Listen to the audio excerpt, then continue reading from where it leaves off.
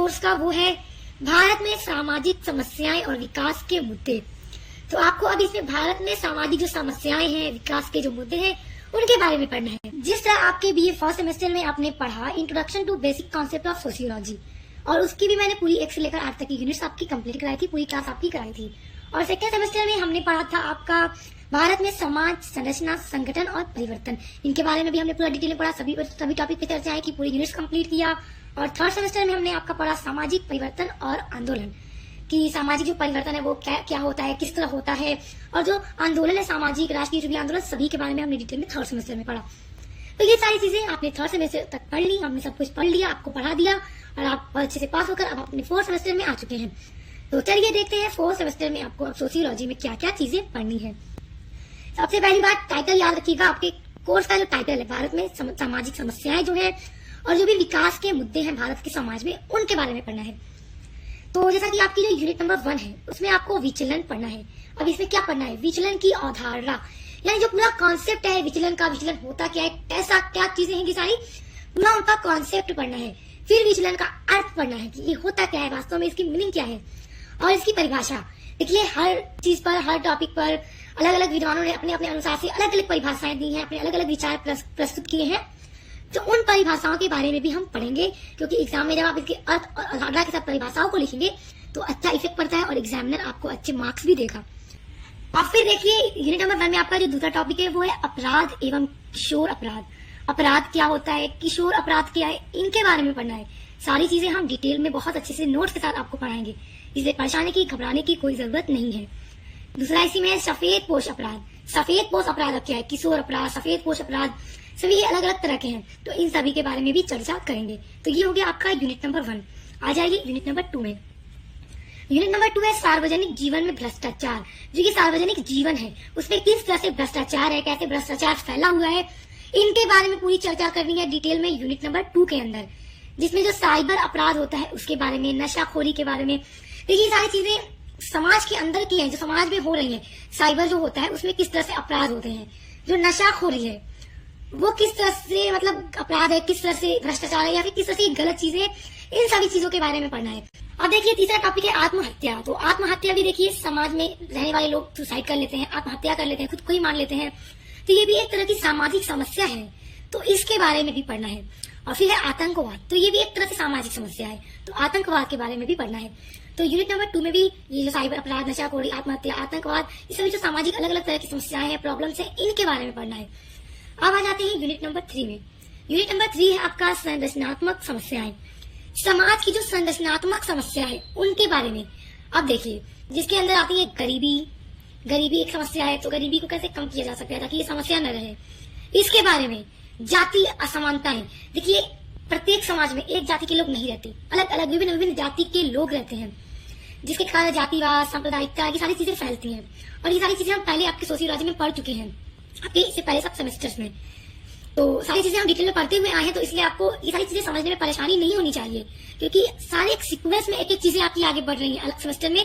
फिर जब आप आगे पढ़ेंगे ना तो उसी से जुड़ी चीजें आएंगी, क्योंकि सारी चीजें समाज के बारे में अलग अलग क्षेत्र, अलग अलग बिंदु, अलग अलग पॉइंट, अलग अलग समस्याएं पढ़ना है। तो देखिए अब जाति असमानताएं जो है ये भी तो एक समस्या है, तो इसके बारे में पढ़ना है।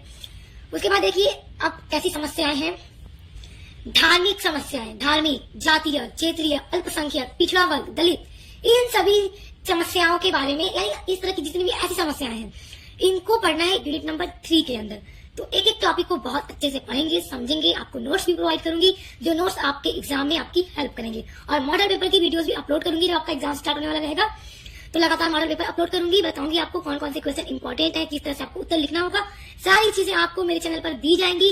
इसलिए बिल्कुल परेशान मत होइए, चैनल से जुड़ जाइए और अच्छे से पढ़ाई कीजिए। अब अगला है यूनिट नंबर 4 पारिवारिक समस्याएं। अब देखिए पारिवारिक, परिवार की समस्याएं।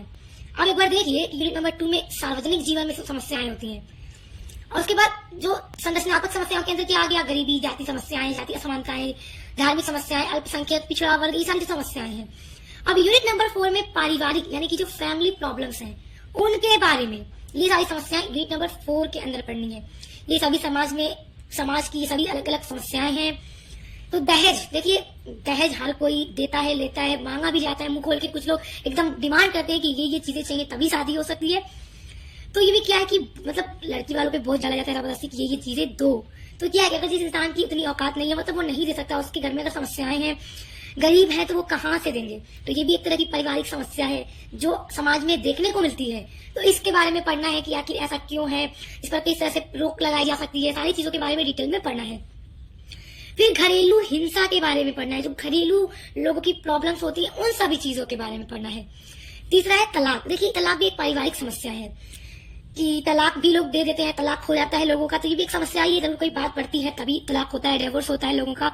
तो ये किस तरह की समस्या है, कैसे, तो इन सभी चीजों के बारे में पूरा डिटेल में पढ़ना है, मतलब एक एक टॉपिक को पूरा डिटेल में पढ़ना है। फिर आपका अगला टॉपिक है अंतर और पीढ़ीगत संघर्ष, इसके बारे में पढ़ना है। उसके बाद बुजुर्गों की समस्याएं। देखिए फैमिली में बुजुर्ग होते हैं, बुजुर्गों की भी अलग अलग समस्याएं होती हैं, उनकी अच्छे से देख रेख करनी होती है।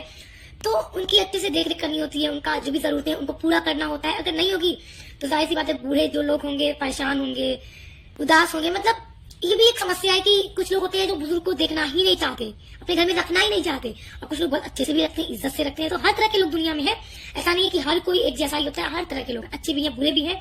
तो इनकी जो भी समस्याएं, ये भी एक परिवार की ही समस्या है। तो इन सभी समस्याओं के बारे में यूनिट नंबर 4 में पढ़ना है।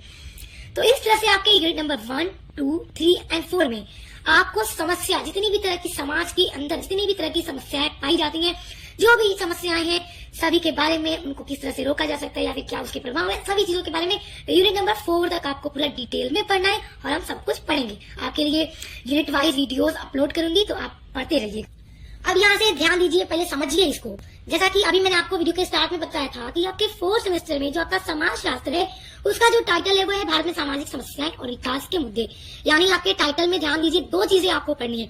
एक तो भारत में जो समाज के अंदर जो समस्याएं हैं उनके बारे में, और जो भी विकास के मुद्दे हैं समाज के अंदर उनके बारे में, 2 चीजें पढ़नी है। तो यूनिट नंबर 1, 2, 3 एंड 4 तक आपको भारत में समाज के अंदर जितनी भी तरह की समस्याएं हैं वो पढ़ना है। और यूनिट नंबर 5 से आपका स्टार्ट होता है विकास के बारे में। तो 5, 6, 7, 8 इन 4 यूनिट्स में आपको विकास के बारे में सारी चीजें डिटेल में पढ़नी है। तो आप देखते हैं यूनिट नंबर 5 है आपका विकास की अवधारणा। तो अब विकास क्या है, इसकी अवधारणा, इसका पूरा कॉन्सेप्ट समझना होगा हमें, और इसका क्या अर्थ है इसके बारे में पढ़ना है। और देखिए टॉपिक है आर्थिक बनाम सामाजिक विकास, मानव विकास। जैसा कि आर्थिक बनाम का मतलब होता है वर्सेस, जैसे कि आप कह सकते हैं कि आर्थिक वर्सेस सामाजिक विकास। जो आर्थिक विकास होता है समाज में, भारत या समाज में जो आर्थिक विकास होता है वो किस तरह होता है, वो क्या है, उसको कैसे बढ़ाया जा सकता है। और जो सामाजिक विकास होता है, ये दोनों अलग अलग है, अलग अलग एकदम क्षेत्र हैं। तो इन दोनों के बीच में जो वर्सेस, इन दोनों के बारे में पढ़ना है हमें, अलग अलग एक दूसरे को इंडिया में देखना है। और फिर इन्हीं के साथ साथ हमें मानव विकास के बारे में देखना है, जो समाज में मानव है वो किस तरह से विकास कर रहा है। तो इन सभी चीजों के बारे में पढ़ना है, यानी कि आर्थिक विकास, सामाजिक विकास और मानव विकास। ये सारी चीजें डिटेल में हम समझेंगे आपके यूनिट नंबर 5 के अंदर। अब आ जाइए यूनिट नंबर 6 में। यूनिट नंबर 6 में आपको पढ़ना है विकास के सिद्धांत। अब जैसा कि हम 5 में पढ़ चुके रहेंगे विकास कैसे कैसे हैं, किस किस तरह के हैं, तो उसके बाद हमें पढ़ना होगा विकास के सिद्धांत, जो हम यूनिट नंबर 6 में पढ़ेंगे। जब मैं आपकी यूनिट वाइज वीडियोस लेकर आऊंगी तो एक एक टॉपिक पर, एक एक टॉपिक पर हम बहुत अच्छे से चर्चा करेंगे। तो सिद्धांत में आपको पढ़ना है इस्मेल सर का सिद्धांत, लर्नर का सिद्धांत पढ़ना है, रोस्ट्रो का सिद्धांत पढ़ना है, सभी का जो विकास का सिद्धांत है उसके बारे में पढ़ना है। और फ्रैंक का जो अल्प विकास का सिद्धांत है उसको भी पढ़ना है यूनिट नंबर 6 में, तो सभी पर चर्चा करेंगे। फिर अगला है समीर अमीन का असमान विकास का सिद्धांत, तो इस पर भी हम चर्चा करेंगे। उसके बाद इसमें आपका एक और टॉपिक है वैश्वीकरण और सामाजिक विकास।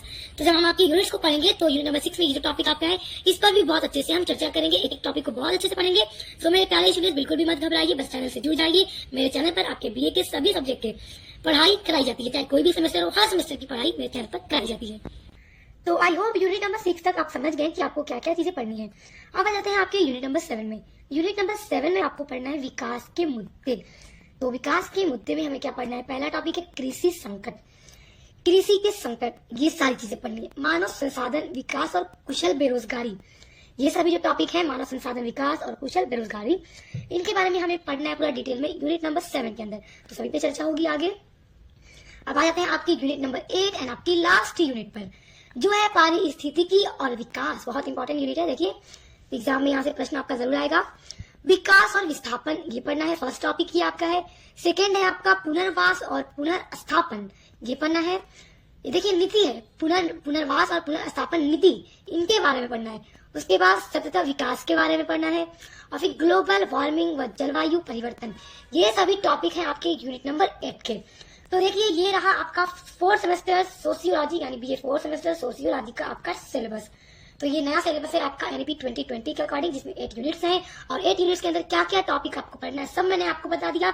अब नेक्स्ट वीडियो से आपकी क्लास भी स्टार्ट हो जाएगी, तो हम यूनिट नंबर 1 से स्टार्ट करेंगे और एक सीक्वेंस में, एक क्रम में आपकी सभी यूनिट्स को हम पढ़ेंगे। यूनिट वाइज वीडियोज आएंगी आपकी, जिस तरह से आपके पिछले सभी सेमेस्टर में आती रही है उसी तरह से आपकी आगे भी आती रहेंगी। तो